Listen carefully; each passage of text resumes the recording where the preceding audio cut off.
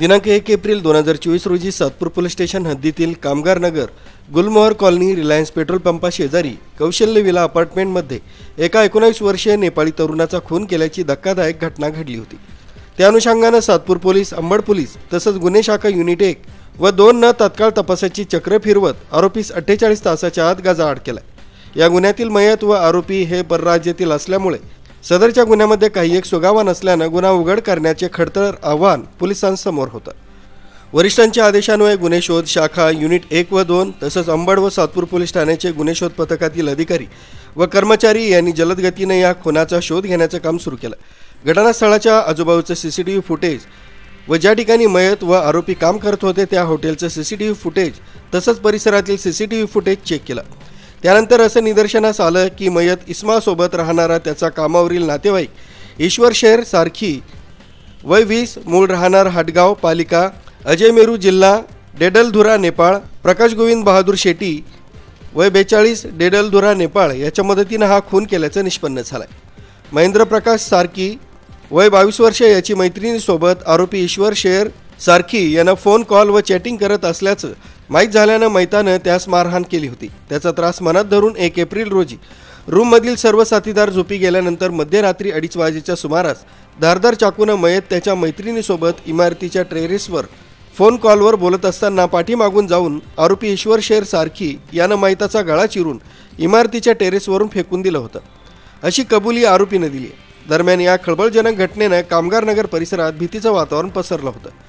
सदरची उत्कृष्ट कामगिरी वरिष्ठांच्या आदेशानुसार पोलीस उपायुक्त मोनिका राऊत, सहाय्यक पोलीस उपायुक्त शेखर देशमुख यांच्या मार्गदर्शनाखाली गुन्हे शाखा युनिट 1 चे मधुकर कड, युनिट 2 चे विद्यासागर श्रीमनवार, सातपूर पोलीस ठाण्याचे विश्वास पाटील, रोहित गांगुर्डे, गुन्हे शोध पथकातील अंमलदार सागर गुंजाळ, दीपक खरपडे, भूषण शेजवळ, योगेश गायकवाड, नंदू नांदुरीकर अशांनी उत्कृष्टरित्या पार पाडली। 2 दिवसापूर्वी श्रमिक नगर सातपूर एरियामध्ये आम्हाला महेंद्र प्रकाश सारखी नावाच्या व्यक्तीची या ठिकाणी डेड बॉडी मिळाली होती। डेड बॉडी मिळाल्यावरून सातपूर पोलीस स्टेशन या ठिकाणी 302 चा गुन्हा दाखल केला होता।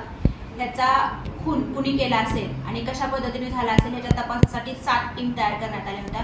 याच्यामध्ये युनिट 1, युनिट 2, सातपूर डीबी आणि अंबड डीबी यांच्या अंतर्गत 7 टीम तयार करण्यात आल्या होत्या। या टीमच्या अनुषंगाने ज्यावेळेस आमचा तपास पुढे चालू झाला तर ह्याच्यामध्ये ईश्वर सारखी की जो त्या हॉटेलमध्ये ह्या मयताबरोबर या ठिकाणी काम करायचा, त्याच्यावरती आमचा संशय या ठिकाणी वाढला आणि त्याच्या अनुषंगाने तपास केला असता ह्या ईश्वर सारखी यांनीच या मयताला या ठिकाणी गच्चीवरती मारून टाकल्याचं लक्षात आलं आणि त्याच्याबरोबर प्रकाश